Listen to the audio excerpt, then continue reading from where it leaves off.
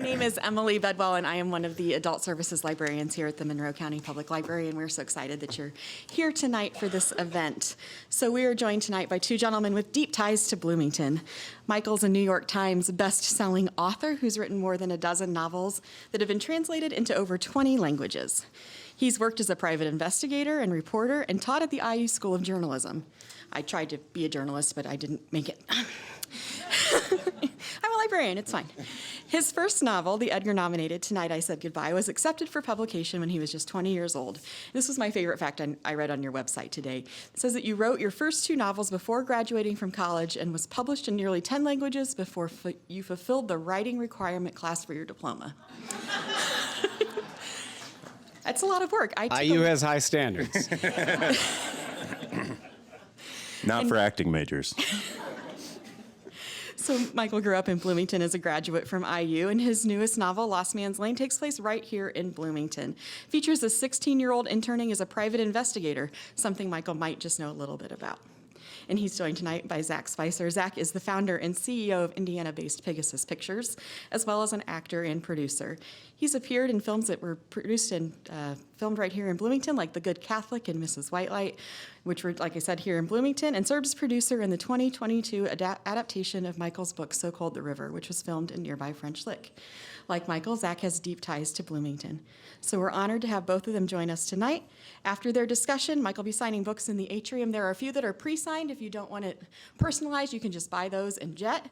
If you want it personalized, you can get in line. And so that's really all this is. There's just going to have a discussion between these two guys about books and writing and Bloomington and life. And knowing both of them, we don't really know what's going to happen for the next 45 minutes, but I'm sure we'll laugh a lot. So we're honored to have them both with us tonight. So let's welcome them to the stage. Thank you. That was very nice. That was very nice. You're a New York Times bestselling author. You listened to the intro. I did. Very good. And I live in New York, so that's our connection. That's our connection. Our connection began in New York, actually. Yeah, the first no, not the first time we met. First time we met was here. Then we met in New York. Yeah. And had a great night. I forget the Ribbon. Ah, that's right. Excellent. The Ribbon. And I was kind of surprised because I knew you were making films. The fact that you had wanted to meet with me, I assumed with my chiseled jaw and athlete's build, we were thinking about casting, but then you wanted to talk about books. And that threw, it was just a curveball. You really had the opportunity to write yourself a part in So Cold the River, and you kind of, you turned that down, so. I couldn't even play the dead guy. They literally used pictures of me as a dead guy, which is a pretty harsh commentary on my acting ability. Yeah. I want to pick up the conversation that we were talking about backstage, and then we'll get into the process and story and everything. But this part of the process for you, which is the promo and the going around and talking about what it is that you spent so long doing, how much of time is this part of the process for you? So ideally, it's about 2 weeks. It would be the book comes out and I do a couple weeks, and I can enjoy this. I can enjoy this now. When it first started, when I first started publishing, it was not a lot of fun. I had always been someone who, and I have some teachers in the audience I'm seeing who can probably attest to this. I didn't mind having the spotlight. I think some teachers would say I wanted the spotlight a little too much in class. And then all of a sudden you publish, and they put you out in front of an audience, and that was the first time I was ever aware of having any kind of stage fright or anxiety, because there is this quality of like asking an author to talk about how he generated a book where people want to look under the hood a little bit. And in your experience with cars, Zach, when do you look under the hood? When things are terribly wrong. When something has gone wrong, right? So that was a very different feeling. And I remember doing an event very early in St. Louis at a great bookstore, Left Bank Books. I think it's still there. And they turned out a wonderful crowd, which really surprised me. I'd won a couple awards, but I was like pretty much an unknown. And someone gave a really nice and very long intro. And during that intro, my heart's just going like, and I was like, I have nothing to say. So I after this intro and into the face of a nice crowd, I was like, okay, any questions? And got some pretty good questions too. And I was like, any further objections? Like the witness wants to leave now. He will be signing books at a dead sprint into the parking lot. And it really was an odd experience because I had always been pretty comfortable in front of people. But I was comfortable in front of people when I could be kind of like the wise ass observing others. You know, and then all of a sudden people were observing me. And I didn't like that. So it took a while to get around the curve of that. Now I'm to the point that I really enjoy it for a while, but if they kept me on the road, and we were talking about this earlier, if they kept me on the road while I was writing a book, then that becomes kind of weird because you're playing like a public version of yourself, and then you have to go back home and write. And that back and forth is very odd. So when the book comes out, it's nice. You get to see people. Hopefully they've read and enjoyed a book. But then you need to, I think, go away. Well, that brings me to an interesting question, or I think is interesting, specifically about Lost Man's Lane, is that there's a name on here called Scott Carson, who I can only assume is the smart-ass version of yourself. That is distancing yourself just enough. He's supposed to be the dark, serious version of me. Oh, okay. He's supposed to handle all of the supernatural and the horror. Yeah. And I had a fantasy of having a name that people could pronounce and spell. I'm told it is a word-of-mouth business. Koryta, I'm very proud to be a Koryta. It's not the best word-of-mouth name. I learned that in many other introductions when I got the Kortias, Korytas, Karupas. So Carson seemed right. And I've told the story before. I won't go into too much detail on it, but it's taken from a character in The Natural. He is the most important character in the film. He's the scout who sends Roy Hobbs up to the Knights. And you never see him on screen, but you also never know if he's working for the good guy, the manager, Pop, or the bad guy, the owner or the judge, because he promises that he's working for each of them. And I love that with the pen name. I love the potential to be like, okay, what is this all about? I wore my Knight's gear. I saw that. I appreciate that very much. Yeah. Do you think... Where's your number 9 jersey? Number 9. Do you think, just on that, Scotty Carson, do you believe he did it for good, or do you believe that he did it for bad? Okay, so he's either blind or bored, because he has seen Roy Hobbs hit a baseball. Yeah. And they all go about 650 feet. So if he's a decent scout, he has to be curious about what this guy can do in the majors. I think he just kind of knew he was flaming out, and he was at the end of his scouting thing. So he had to keep the judge happy. He had to keep drawing that paycheck, maybe get a little pension from the Knights. But I think he wanted to see chaos, and that's really what Scott Carson, the author, is also into. All about. Oh, I love that. I also think it's interesting that is probably the most supernatural film. The natural film. You've read the book. I have, yeah. That to start writing under that particular pen name is fascinating to me. You're gonna have to put up with a lot of film references during this conversation because that's pretty much all I have during the entire time. I love this book. It's my favorite thing that you've ever written. It's the most fun I've ever had writing anything. I was going to ask you, I mean, like, knowing you and knowing the amount that you love to do research and going through memory, do you consider yourself a romantic? Oh, absolutely. Yes. I oscillate between romantic and deeply cynical. Yeah. Yeah. And I think that probably shows up in my work. So the book I had written just prior to this, An Honest Man, is very grim and bleak. I'm great at selling my own stuff. Really puts you in a foul mood. It really will ruin your day. I hope it was a good book, but it was occupying this emotional space that was very dark, and I wanted to do something fun. I mean, we were coming out of a lockdown and a pandemic, and we were in and remain in a moment of just political madness, and I wanted to go back in time. I think social media should, by and large, be turned off, personally. Yeah. But I think AOL Instant Messenger was the high water mark. I think that was that was glorious. So the idea of going back to '99 to tell a story just felt like a lot of fun. And two of my favorite books of all time are John Irving's A Prayer for Owen Meany, and a little bit lesser known, but great book, Robert McCammon, Boy's Life. And so they're these coming-of-age stories that are, they're period pieces, but I think they hold up across any era, and they're fun, they're funny. Yeah. So I wanted to do something that was a little bit more lighthearted, and I wanted to try some comedic set pieces, like the rock climbing scene. That's it, man.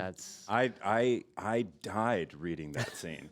I honestly did, and that's why I love it so much. Is because knowing you, being friends, this is the closest I've seen of you, who you are in your writing, because it captures both sides of what your own personality is. Because if people didn't know you and they just read your writing, they don't know how funny you are, and and this book is hysterical. It's hysterical. Do you hear that, Christine? I'm funny. Yeah, but that's what has made this. I'm a massive David Lynch fan, and we've talked about Lynch a good number of times, and his whole approach of bringing the lightness and the dark at the same time, and when you do that, the dark is never darker than when it is next to the light, and the light is never lighter than when it's next to the dark. And that is something that I feel like you captured so much in this book, that plays through memory and the seen and the unseen. And was that, with your approach to being romantic and cynical, was that a purposeful, is that how you wanted to go about exploring your own memory of this particular town? Yes, there's a lot there, and I'll try to. Yeah, sorry.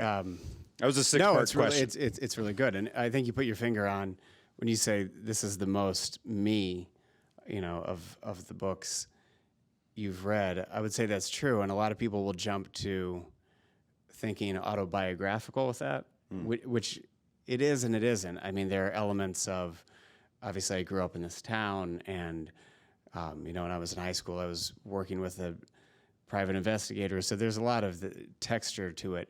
It's not an autobiographical story, and I always feel the need in a small town in particular to say there is no character who is based on someone else, and I go from like audience to audience saying that, and all of you nod, and then you go home and read the book, and you're like, I found whoever. Like, you guys listen in good faith, but you do not read in good faith. I've learned that. And it probably took me 20 years to write this book because I was a little scared of that, of making sure I could separate. I didn't want to put anyone on the page who didn't want to be on the page, So the fictional characters are the fictional characters, and then it's figuring out how to deal with yourself in a way that is not. It's your worldview maybe, and it's your humor, but not your story. And so what I was able to do with this one, a key element of the book, it's a 16-year-old kid who is raised by a single mother, and he has no idea who his father is. And part of the story is this quest to find a father. I did not go through that. There were times in high school when I fantasized that my dad might go missing for a few weeks. but he was very, very present. And I'm very grateful for that, in all seriousness. People ask me, like, how did you learn how to plot a mystery? And I would say trying to get away with crap when I was a kid, because making it up on the fly didn't really work out too well on Ellsworth Road. It just didn't go well at all. And you never helped yourself with a revision, because my father was someone who remembered the first draft very well. Yeah. So, like, he remembered the timeline and the chronology, and you could really hang yourself out to dry on that. I'll give one, like, really innocuous, innocent example of this. I think it was maybe like a week or 2 weeks after I had said I was at the Hyper playing basketball, and I was always at the Hyper playing basketball, almost always. I was talking to my mother, as I remember this, and I said something about being at my friend Matt's house, like last Saturday or 2 Saturdays ago.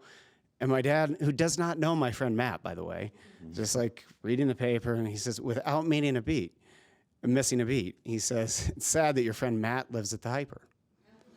And I'm like, what are you talking? I'm like, oh yeah, that's where I was supposed to be last Saturday. So it was very useful for plotting. Yeah. So getting those elements into the book, I think if I had built a family unit, with a sister and 2 parents, it would have begun to feel too close to home. Yeah. So I created that sort of separation, and then that let me write kind of this like love story to the town and the era, without it feeling Pat Conroy.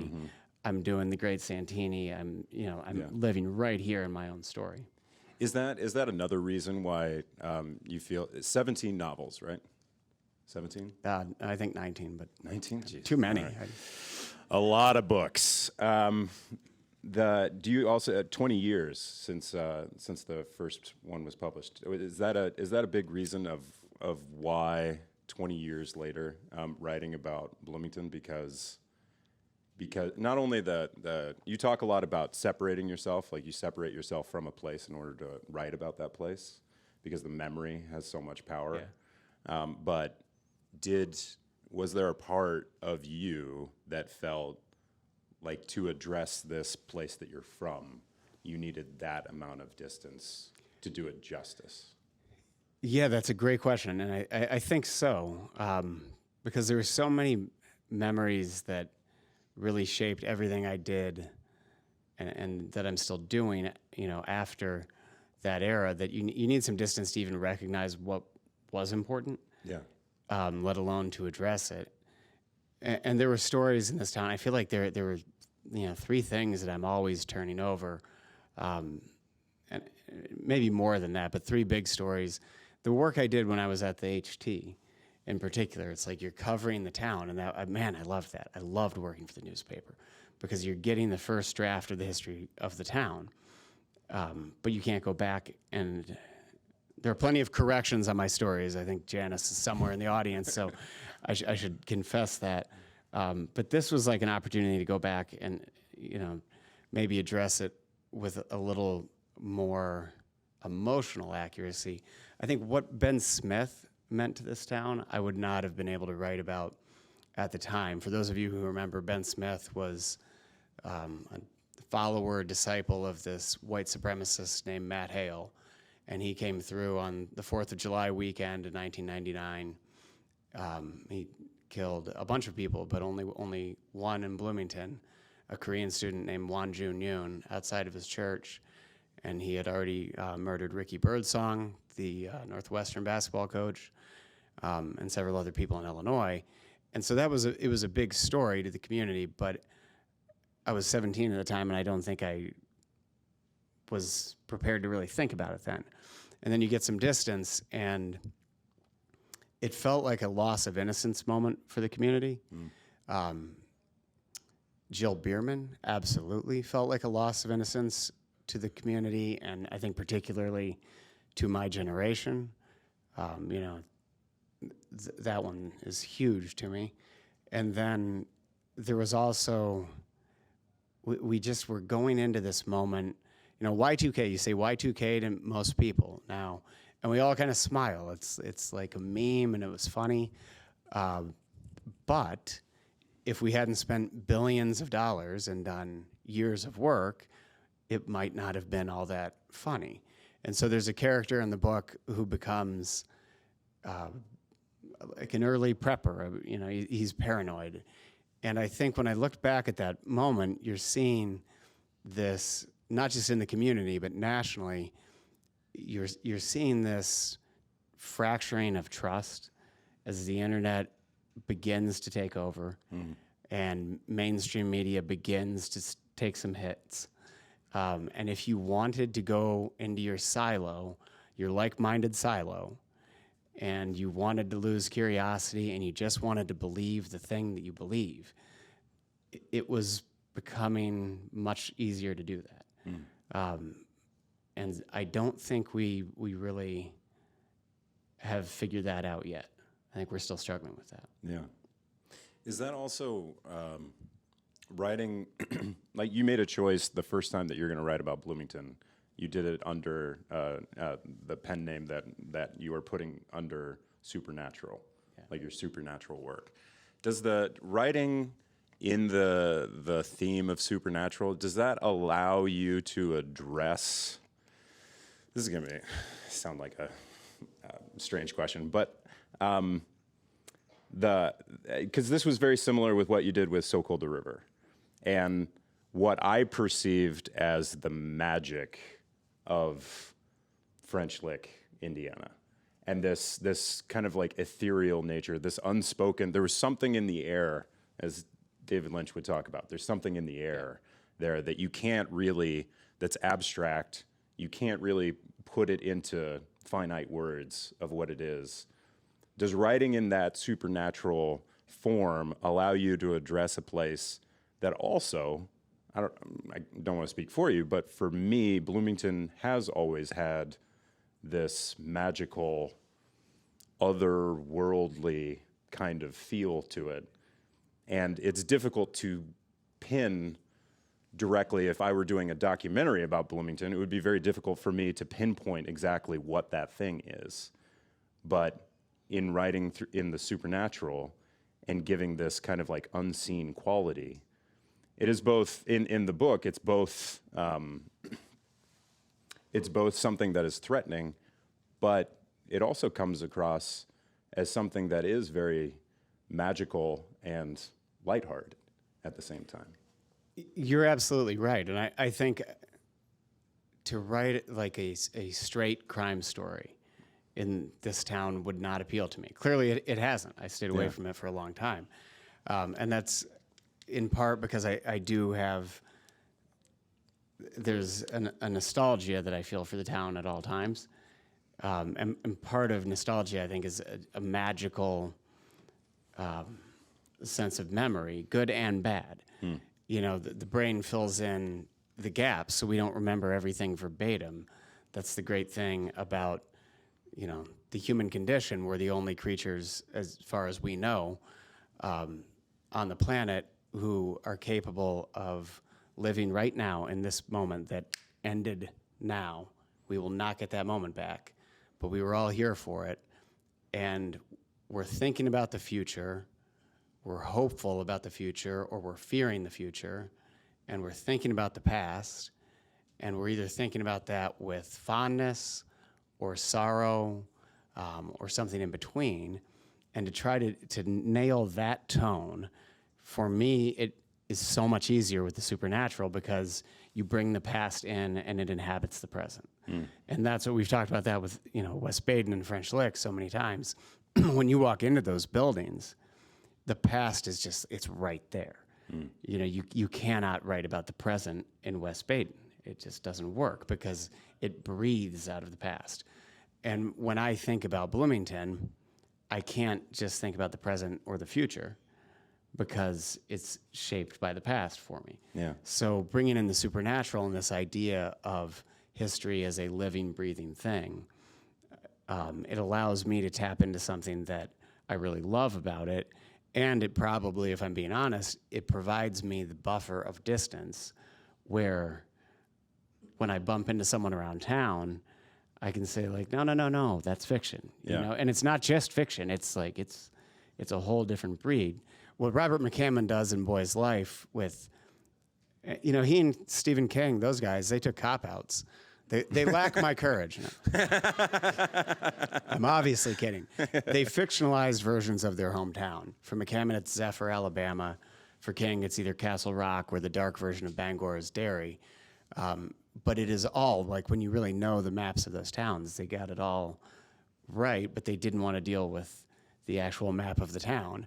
And I thought about doing that, and then I realized I've been doing that. Like, if you read The Ridge, you know, like, you recognize the bakehouse. You know? I mean, if you know this place, you know what I'm doing. And so I wanted to do at least one book that seemed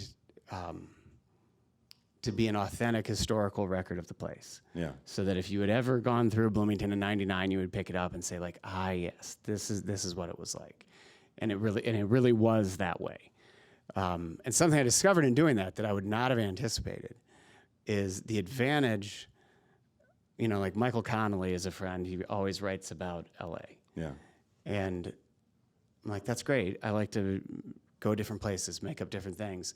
The advantage that you get when you're making up a place is that I think you only have so much creative battery, and if you're having to create the map of the town, of the setting, some of the creative battery goes into just envisioning that. It's like, what is this place?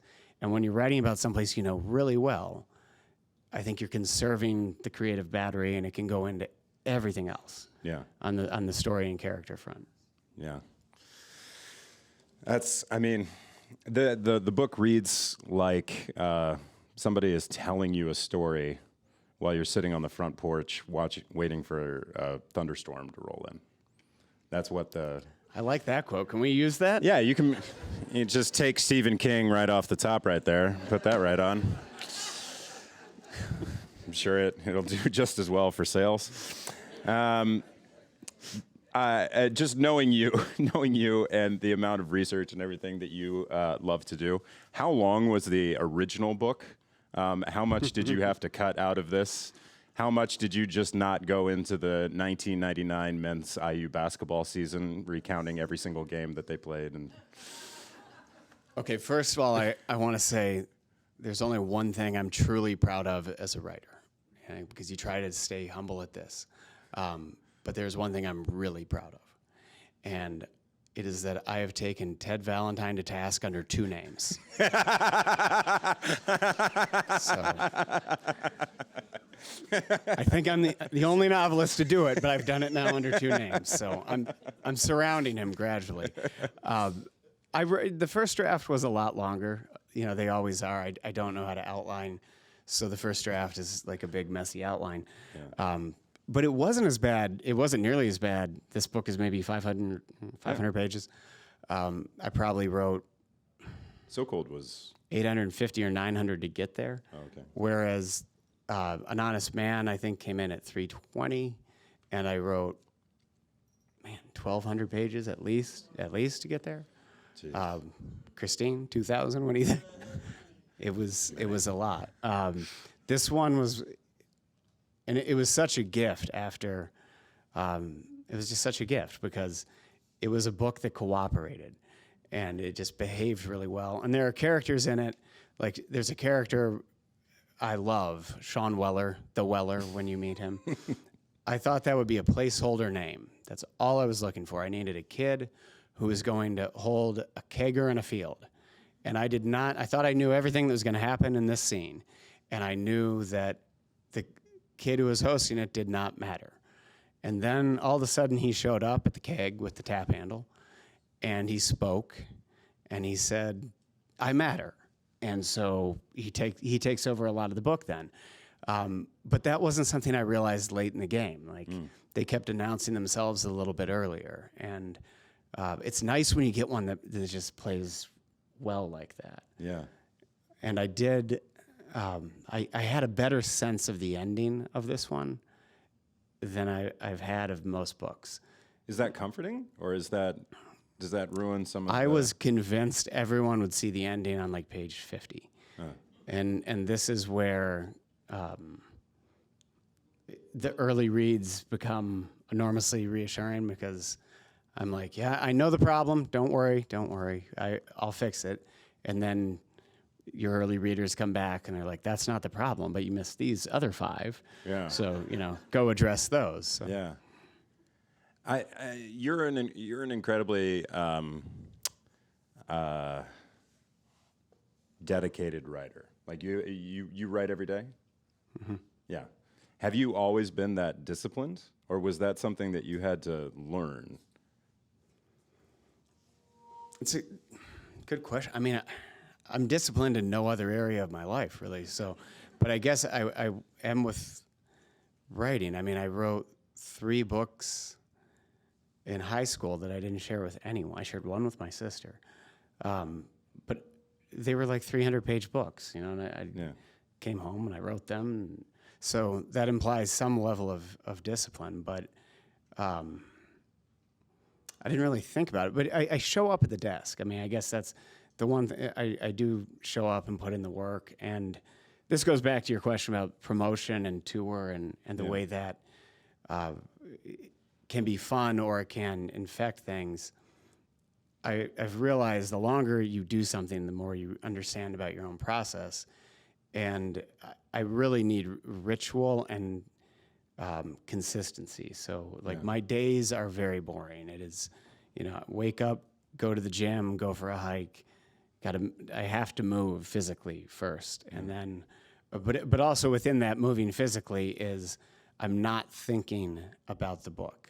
I'm just sort of like building a little distance, I guess. And then when I write, it's, Wi-Fi off, phones off. And I don't need to write for that long to be productive on a good day. But I don't think that the productive hour or 2 hours comes without building the buffer and keeping the routine. Mm-hmm. And that's something that I did, that was just the way I went through my days. I read a book. Do you know Cal Newport? Are you familiar with him? No. This guy wrote a book called Deep Work. He has another one called Digital Minimalism, but I read Deep Work and I was fascinated by that because he is studying all of the ways to go about structuring a day, and he consults with corporations, and they fly him in and pay him a bunch of money to say, you're emailing your employees too much or whatever it is. But I realized I had fallen into a lot of the things that he's recommending. Yeah. I just had found my way there over time. But then once you find your way there, that book was helpful to refine it a little bit. Do you know Andrew Huberman, the neuroscientist from Stanford who has a podcast? When he talks with Adam Grant about structure and ritual, and Rick Rubin's book on creativity, I'm like, oh man. I was just thinking about that. There is a lot there that I wouldn't hand it off to somebody who said, I want to do something creative. Yeah. I would hand it off to someone who has been doing it for 5 or 6 or 10 years and say, this might help you refine it a little bit. Yeah.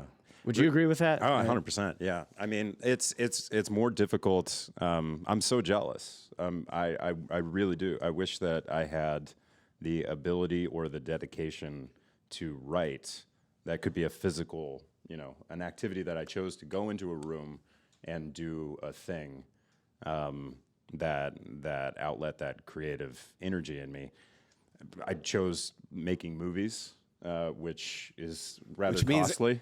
We're all calling you and saying, we're upset today. Make it better, Zach. Well, I'm not really joking. I mean, I would love to hear you comment on this with regard to the creative process and experience. And you just said what your ideal day would be, but the reality of being a producer is you need to be available all the time. So when I go through my ideal day, I'm turning off Wi-Fi, I'm turning off my phone, and I'm building that bubble. Yeah. You cannot do that because I might call and say, today I'm mad at Paul Schulberg. Yeah. And I want to talk and to I'm you. mad at him too. and then exactly. You always have to sort of share the emotion. Yeah. Figure out how to talk people down from the emotion. Mm-hmm. And figure out how to keep steering this thing. Everyone rowing in the same direction, which I do not have that gear. I couldn't be a manager. Yeah, no, I did not choose this life. It was just no one was going to make the movies we wanted to make unless somebody decided to steer the ship. All right, can I follow this up then with another question? Sure. Yes. Because This is your interview. You live in. I'll take over. Journalist at heart. You live in New York most of the year, right? You're back here right now, and part of that is because you're an awesome friend. And round of applause for the fact that he's here, by the way. No. Thank you very much. But you keep coming back here to make movies, even though you know this is, if it's not the hardest state to make a movie in, it's up there. I mean, it is. You don't need to pretend otherwise. Yeah. Why? Why not make it easier I on never yourself? really thought about that. I should. Have you heard of Georgia? They have great Georgia's tax got a breaks. great tax credit. It's. I think.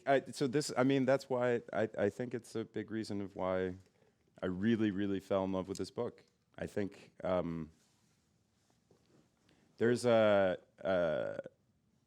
element of growing up in a small town in Indiana, and sitting on a porch or lying in a field or sitting on a car, specifically during this time period where we didn't have a phone or something else to look at, and you just sat there and you watched clouds pass overhead and you just dreamt of something or you imagined something. And I think this place is very magical that way, or it has been to me, because that was the root of me beginning to dream bigger. Or not bigger, but just like have those creative thoughts and those creative ambitions. And capturing a magic of a place is something that I'm really drawn to. And it's scary, and will lead me back to a question back to you, is like Rick Rubin, I think in Creative Mind, he talks about, when you manifest a thing, when you create something, you immediately make it smaller. Yes. And there's a danger in that, and there's this feeling like you're not capturing the entirety of an idea. An idea is infinite, and a book is finite. And how do you deal with, specifically with what seems to be something that is so personal and a place that is so magical to you, how do you reconcile the finality of what the smaller version of the infinite idea in your head? It's not fun. This is my least favorite stretch of the whole process. I don't know. The middle of the book always sucks. I'll be honest. The middle of the book is tough. But the best part is starting the story. When it's the blank canvas and you can do whatever you want with it. And then the second best moment is when you can revise and you can go back and see all of the areas where your subconscious put down a gold coin that you missed, but you can pick it up and you can keep changing it. And then all of a sudden it's out there in the world and they put covers on it and they won't let you change it anymore. They're like, no, it has gone to press. And I honestly, when I do events where I read, I don't read from the book. I print out pages so I can still change things. Because it is so much more satisfying when you remove the ability to change things. It's so easy to fixate on the mistake, or it doesn't even have to be a mistake. It's just like, man, I could have gone left here, and that would be cool. That's one of the things I like about adapting, by the way, screenwriting. I can't do a faithful adaptation of my own stuff. I don't see the point. If you were going to do that, it's like pay somebody else and hand it off. What I want to do is look at it and see, okay, how can I change it? What's a different approach? Yeah. There's a painter in Maine, Andrew Wyeth. I'm sure you're familiar with his work. I love this story about when he was frustrated with a painting, he would stop looking at it and put a mirror up to it, and he would look at the painting in the mirror. And then he would say, like, I get it. And that, to me, is sort of the opportunity with definitely revising, but also with writing for another medium, is you can look at it with completely different eyes and say, I'm not, that book it has one point of view. Well, a TV series or a movie does not have to. It shouldn't. So let me look at this scene from a different point of view. And then you can see a mistake that was made. Not necessarily a mistake. It's just, how could it be better? How could it be more successful? And I don't even know if I remotely answered your question with this. But No, yeah, you did. You did. It's just there's an intimidation factor of, at least for me, approaching this place. of making it finite. Making it finite. And the sorry to interrupt, but Yeah. you are bound ultimately by budget. Sure. So Yeah. there's a point where you can appeal and say, if we could do reshoots and add this scene or tweak this, get this in the right weather, it's going to help the movie. And at some point, the studio or financing says, no, you've got to be done. Yeah. The novelist doesn't have that.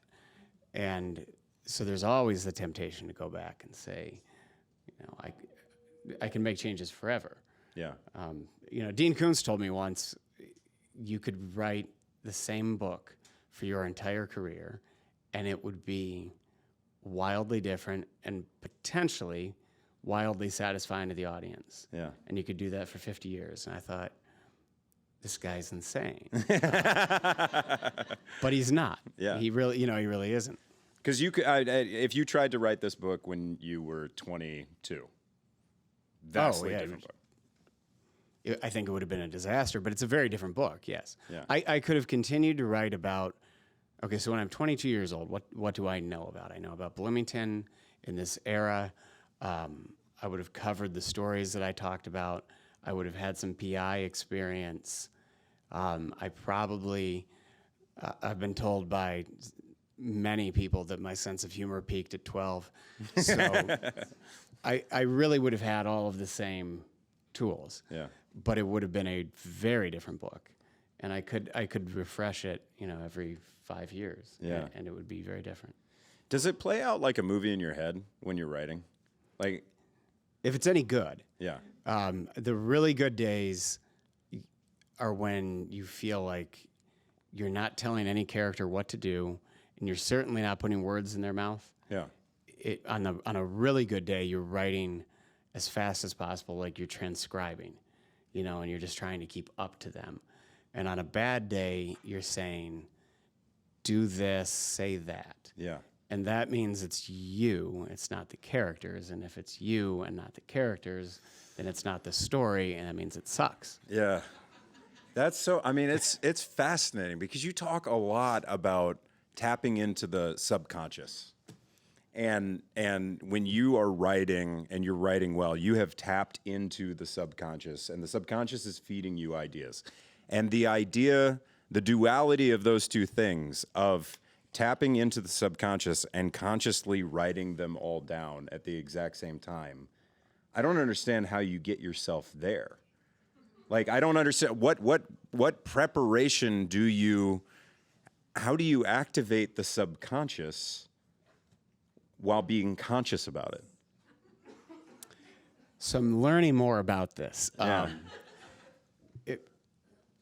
I would have said, I think 5 years ago, 10 years ago, I would have said, you read a lot, you write a lot, and you revise. And you remember, one of the things I always tell students when I'm teaching, there is one key on the keyboard that can save your book, and it says delete. That is the only one. So, don't be married to what you put down. Even though it was not bad work. That's the thing that's the hardest thing to convince a student of, is that they did good work, but not the right work. Yeah. And that's hard to learn along the way, but I think I've done a pretty good job of that. It used to take me many more hours of kind of banging my head forward to get into the book. I'm getting a little bit better now at what I was talking about before, which is trying to like empty my mind. Yeah. And just sort of come back and read, okay, here are the last 5 pages I wrote with as few distractions as possible. But that's repetition. That's muscle memory. The thing I'm obsessed with now, and it came out of a very unfortunate place, but I'll do like 10 to 15 minutes of just breathing and staring out of the window, literally, before I go write. And the reason I started this was there have been some medical things going on in the family, so I was always looking at these like medical charts. Yeah. And then it's like to go from that stress over to the book it was hard to make that shift. So I started trying to build in, a gap. But now seeing after 4 months that how well it's worked, I'm like, oh man, Yeah. 15 years ago if I had started doing that. But the exciting thing is hopefully I can do that for 15 years. Yeah. Going forward, and it really does help. I can't call it meditation because I'm really bad at it. I have an overactive. They're all the intrusive thoughts are always there, but I can stare at a tree and tell myself not to think. Yeah. And just kind of breathe for a while. I learned I breathe backwards, by the way. You breathe out and then breathe in. So I told my friend Jen Christie, the wonderful singer, I was having a conversation with her, and I said, did you know that when you exhale, your belly is supposed to actually move in? And she's like, yeah, I teach my 5-year-old students that. It's like, oh, okay. All right, so it's not a secret, but I learned like that little detail, which is probably good for health. But that stretch of 10 to 15 minutes a day before I write, Yeah. it's amazing. I mean, I come to the book then, and Yeah. it just feels like it's a cleaner entry point. That's been helpful, and then music is really, really helpful. Yeah. And I keep coming back to these ideas of like, what is the ritual? What lets you in? Mm-hmm. And then the subconscious, I just trust to be right. That's incredible. I mean, first of all, of the little that I know about meditation, I don't know that you can do it wrong. You should watch me try. Okay.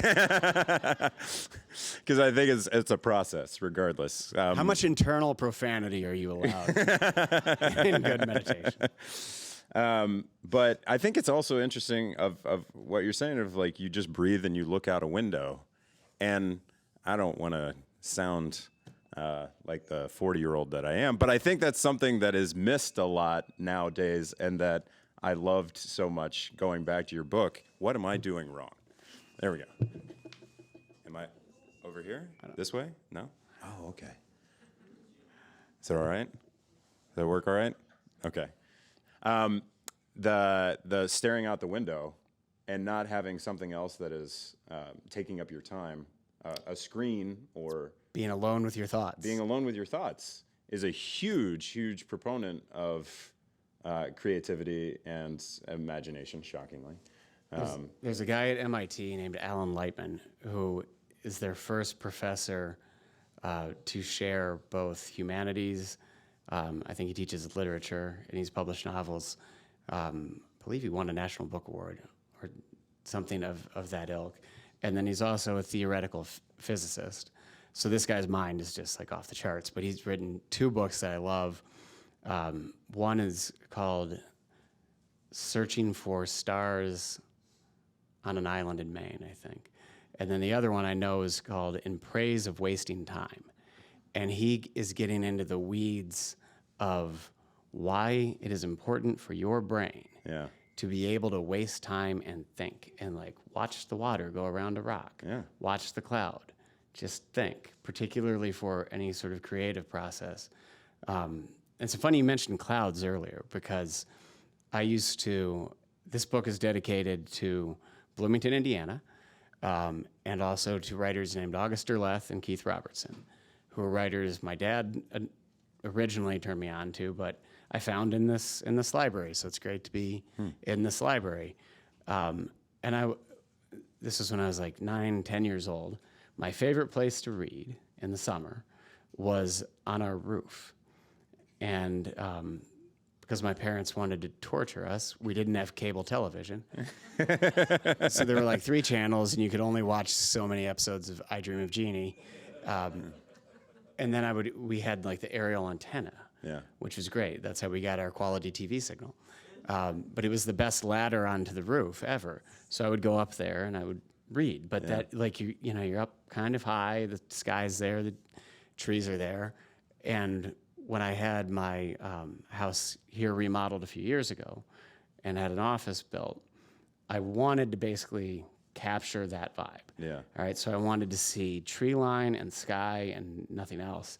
And poor Lauren Wood and Russ, the architect who did it, I remember them walking through that space, and they're like, okay, so if we had west-facing windows, you would see this incredible horizon, all these trees, you'd have sunset, you'd have this beautiful barn. And I'm like, right, that all needs to be a blank wall. I want the windows to look this way. And they're like right across all the roof shingles. That's what you want to see? And I'm like, absolutely. But it puts me back in that place. Yeah. It really does. Yeah. It reminds me of being up on that roof, Yeah. reading books, which is why I fell in love with, just the idea of story. Yeah. And that was what I wanted to capture up there. Yeah, that stuff is powerful. Like sitting on a porch while a rainstorm comes in, I feel probably my most creative. Absolutely. And now you can have a beer. Back then you couldn't. Yeah, that was. I was just waiting 21 years just to do that. Will this lead you to wanting to write more, specifically in Bloomington, about Bloomington, or do you feel like it has been tapped, and now you will venture off and write about Maine? 6 months ago, I would have said, this is it. I wanted to do one about Bloomington. And then I promptly found myself back here. So Oh, wow. the one I'm working on That wasn't now even a plug. I had no idea. Yeah, I was going to say, that's an amazing question because you set me up there. And I know you are unaware of that. So the next one goes back and forth between Maine and the present day and the Cold War era, 1962-63 in Bloomington, and Crane. I've always been fascinated by Crane. It's this area the size of, Rhode Island, where a lot of interesting things happen and nobody really knows what. And we're all just kind of like, yeah, they store some stuff out there. I'm sure it'll be fine. Yeah. So I wanted to take that moment, but I had no intention of coming back to Bloomington. And then I found this old menu for a place called the Dan Dale. Is it the Dan Dale, Mike? Okay, I called it the Danforth. It's the Dan Dale, which was kind of where Malibu is now in that area, between Malibu and the Book Corner. And I was looking at the prices on the menu, and I was thinking if I could go back in time with just a wad of cash, I would eat like a king. But in all seriousness, there was something special about seeing that menu and just thinking about the courthouse with the fish. Yeah. It's so great. I touch on that a lot here. It's so great. And I thought I can put another character right there on the town square. So I did come back to Bloomington. Wow. And I don't know if I will again. I will say that a better storytelling mind than mine reached out in an email and said, you could do a sequel. And that was Stephen King. And I thought, okay, if Mr. King sees potential, I probably should listen. Yeah. And he might also be trying to politely knock on my skull and say, it helps the audience if you come back to the same characters every now and then. So we'll see if I do that. I'm not sure. Yeah, well, that would be really exciting. One of the very specific things that you have in this that really took me back. It seems like the most innocuous thing, but it's the lightning rods. And for some reason, I grew up at my grandparents' house, had a lightning rod right in the back. They had one on the roof, but they also had one in the backyard. And that was something I'd realized I haven't seen for a really long time. Yeah, I feel like they should always be there. Yeah. I mean, just as a beautiful, beautiful design implement. Yeah. Yeah. Exactly. They also worked. A caused a few fires, but They caused fires? They're still Is that why they discontinued them? no, they haven't discontinued them. I haven't seen them a whole lot. Check out Pete's Barn. Pete's Barn? Okay. All right. I guess I got to go out more into the country. Lost Man's Lane, actual location, actual place? Actual location, and I know before you guys send angry emails, I know it is not a road that dead ends in Morgan Monroe State Forest, right on the grounds of Step Cemetery. But it should. And so I have corrected the town planner mistakes. And I thought it would be a great title. You know? It is a great title. It had that cadence. So What's the first thing that popped up for you in this book that was like the kernel that led to everything else? memories of doing the PI, I call it PI work. I mean, I did work as an investigator, but the internship Yeah. with the PI in high school, the rap lyrics, absolutely. The soundtrack put me back there. Yeah. Those were big things. And Ben Smith to a point. And then I have there's so many, so all of these memories that I thought, okay, I've got a big canvas here I can work with. But also it's really fond memories of the town. And it was a great community to grow up in. It really was. And I'm not just saying that because we're here. You know, I'm still here for a reason. You're coming back here for a reason. Yeah. And I think part of you touched on, it would be hard to make like a doc about Bloomington. And part of the reason for that is the campus requires this replenishing of energy every 4 years, every year, really. And that's what I love about a college town. It never is stagnant. You know, there's always its skin. It sheds its absolutely. It sheds its skin. You read with an eye for symbolism, and I think that's great. It doesn't feel stagnant. It's never dormant. Yeah. The traditions are there, and we all love the traditions, and we miss a lot of things that are gone. And I know I complain about everything new in Bloomington. If they announce plans for another condo tomorrow, I'll lose my mind. But I still love the town, and I love the energy and the culture. I mean, the idea that we can have this many people in a room listening to a writer, and many of you have listened to me before, so you know it's not a good show. And yet you come back says a lot about the community. And last night, Joshua Bell was here. And tomorrow night, well, it'll be in Albany, but the IU women's basketball team is playing lights out. And all of that is happening in this really tiny place in flyover country. And, we're the butt of a lot of jokes in New York and LA, and that's fine. They can have them. Yeah. Yeah, whenever the first 2 years of making movies here, it was trying to convince people to come to Bloomington, Indiana, where most of them have absolutely no idea. They thought that Indiana was next to Nebraska. But then after word started getting out of people actually coming here, they start to experience it for themselves. They start to feel the magic, and it's not so hard anymore. And I want to make, I know you are determined not to talk about yourself, but if you could please tell people what you're working on right now, because it is such an amazing Bloomington story. We're in the beginning, the development and writing phases. My entrance to Bloomington was sports, and my identification of being a Hoosier, growing up in Greencastle, was we watched 3 movies every single year: Hoosiers, Rudy, and Breaking Away. There you go. And after we've made 7 movies now, and my mother, who raised me, single mom, and taught me how to play every sport that I know, she was like, if you could make one more movie, what would it be? And it may indeed be our last. No, I'm kidding. But it's a massive undertaking. But we're all of those movies are about the greatness of men playing sports in Indiana, and I was really interested in a great women's sports story. And so we started reading and started interviewing a lot of people. And we're starting the building process of telling the story of the first women's Little 500 race that took place in 1988, which is a fascinating story. And gets to go down memory lane like Exactly. You've Lost got Man's Lane.